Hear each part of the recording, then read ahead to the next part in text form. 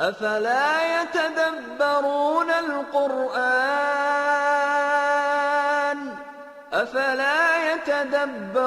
القرآن أم على قلوب أقفالها أفلا يتدبرون القرآن أم على قلوب. Bismillah ar-Rahman ar-Rahim. In the name of Allah, the most merciful, the most compassionate. Dear viewers, Assalamu alaikum wa rahmatullahi wa barakatuhu. Peace be unto all of you. Come to reflections. Come to see the importance and significance of reflections upon the verses of the Quran. All the recitations that you have heard in the introduction, all of them have one meaning. They talk about, don't you reflect upon the verses of the Quran?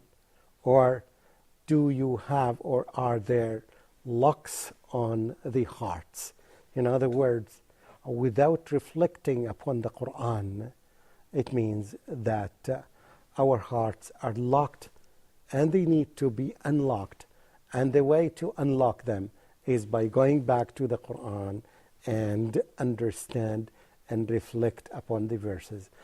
Today we have this verse in chapter number 38 in the Quran, and the verse or the ayah or the evidence is number 76. It reads, أعوذ بالله من الشيطان الرجيم قال أنا خير منه خلقتني من نار وخلقته من طين. Translation is Iblis or Satan said, I am better than he. You created me from fire and you created him from clay. You can see that this statement of this verse or this ayah is said by Iblis, who is Satan, the head, Satan, the mastermind of Satan's. His name is Iblis in Quran. And he is speaking to Almighty Allah subhanahu wa ta'ala and saying that you created me from fire and you created him, referring to Adam, to the human being, the first human being, that you created him from clay. The implication of the statement is quite obvious that he thinks that fire is more superior than clay.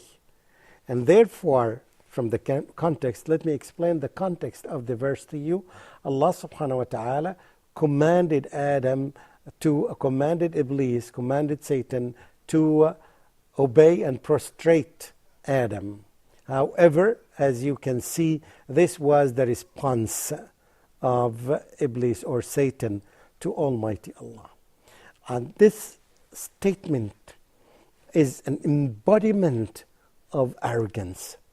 First of all, it's arrogance because he forgot that the command that he was given is from Almighty Allah, from the creators of the heavens and the earth.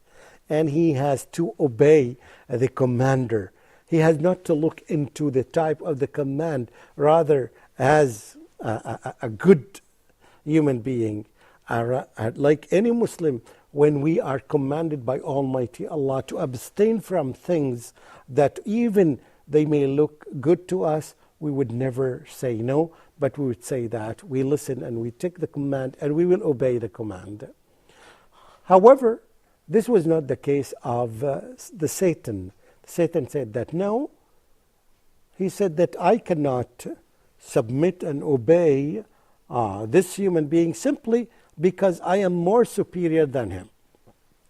You can see that how many times I repeated the word superior here, because this concept of superiority complex, and when you reverse it, it becomes inferiority complex.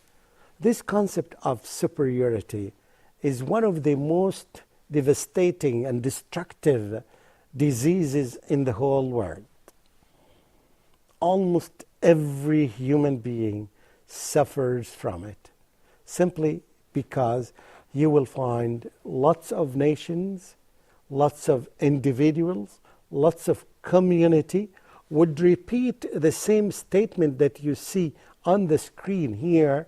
أنا خير منه, I am better than he, or I am better than her. And we try to find excuses.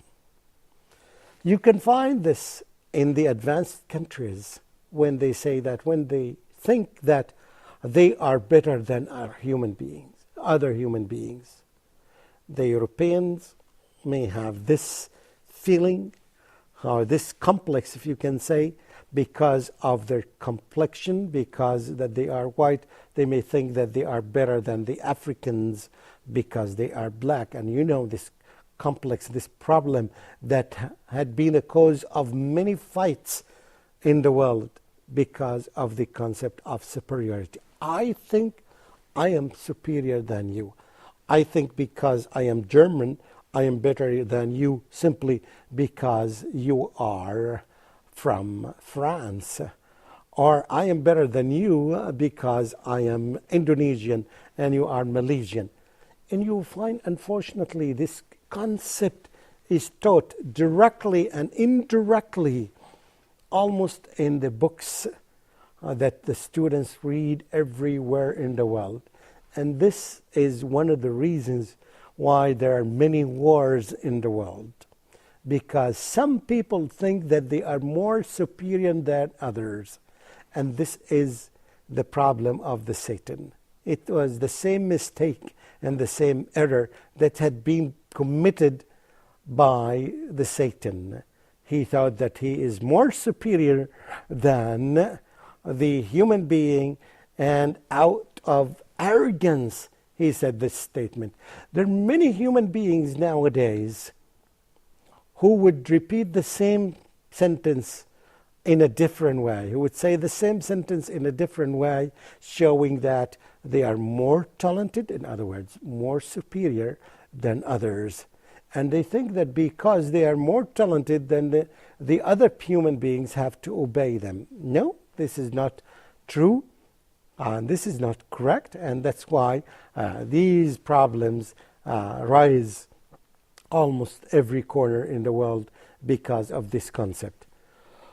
Again, this is the cause of racism in the world. Some races think that they are more superior than other races. Some people who think that because they are more educated than others, even if the type of education is not beneficial to humanity, they think that it is better than, they are better than other people who are educated. Some people think that because of their social status, they are more superior than others. No, this is not true.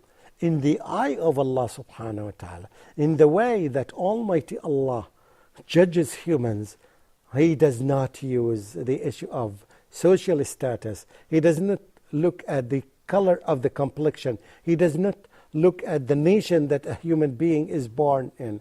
For example, I mean, what was my error when I was born in this country or in that country? This is not out of my choice. But the way Allah subhanahu wa ta'ala is going to judge me and evaluate me according to my own choice, the belief that I selected willingly, that I think that it is better than others, and I believe in this. Accordingly, Allah subhanahu wa ta'ala will judge me, not according to the color of my complexion, or the color of my eye, or the color of my hair, or the color of anything. No, these are external factors that there is no hand in me. I did not do that. It was given to me by Almighty Allah. I think it's a very significant ayah when you reflect upon it. A husband thinks that he is better than the spouse. No, this is not true. That you are equal, but you have more responsibilities. This is true, and you have to fulfill your responsibilities before you get your rights that Allah subhanahu wa ta'ala gave you. The employer, the same thing. Yes, this is your status, this is your job, this is your responsibility in the company or in the place that you work in. However, it does not mean at all that you should feel more superior than others. One of the wise people put it in that simple way, put it in a very nice way, and I just learned it a few minutes ago when he said that the arrogant person, when he thinks that he stands on the top of a mountain, and when he stands on the top of the mountain, he looks down and sees the people look very minor and very small. And he said, by the same token, The people who are in the bottom of the mountain, when they look at the arrogant person on the top of the mountain, they see him small and minor. Wow, it's a very amazing thing. Yes, he thinks that everybody is, because they are down there in the bottom, they are minor and small, and he compares them with him. But by the same way, similarly, they look at him that he is a small, tiny person from distance. So this is how Islam tells us that arrogance is one of the destructive diseases, to the degree that the Prophet ﷺ taught us. First of all, the Prophet ﷺ defined arrogance by these simple words. He said that arrogance is the rejection of the truth and despising people. Now, these are the two elements. Rejection of the truth, of course, the truth here refers to the main truth in this universe, which is that there is no God worthy of worship except Almighty Allah. This is the main truth in this universe and the most important one. And the second part of it is that despising people, looking down upon other people. So disrespecting people, looking at people that they are minor and inferior to you, is a sign of arrogance. And arrogance is one of the diseases that Almighty Allah that said that anybody who has, as the Prophet ﷺ explained in one of his hadith, one of his sayings, is that not a single one who suffers from, who has this grain of arrogance, the grain of arrogance, smallest amount of arrogance, he will be admitted to paradise, because it's a disease that's responsible for destroying and causing many problems among human beings, among communities, among countries. This is one of the diseases that humanity suffers, and it is taken from the same source.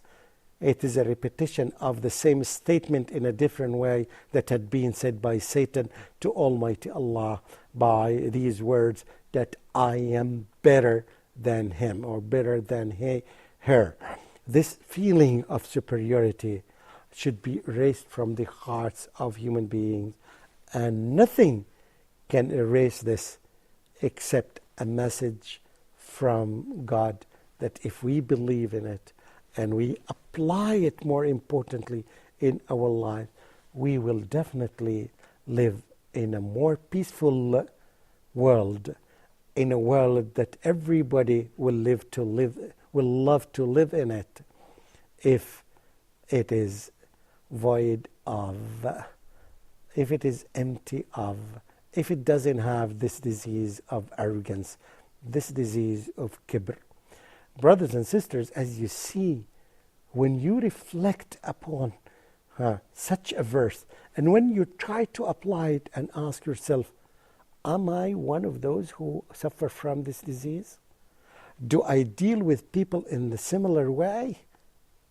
And if the answer is yes, the response should be, I need to work on myself as early as possible. This is an advice to me and to you again and again. Please go back to the Quran, reflect upon the verses, because when you understand and reflect upon it, you will change yourself by yourself. You will know what things that you're doing are good and what things that you're doing are bad. And in this way, we can live in a better world. This is Mamdouh Muhammad. Wassalamu alaikum wa rahmatullahi wa barakatuhu. أفلا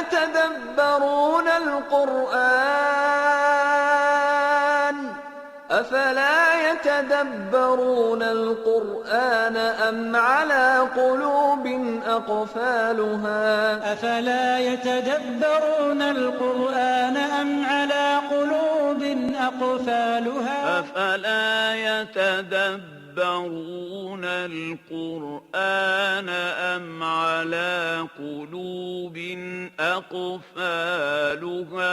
أفلا يتدبرون القرآن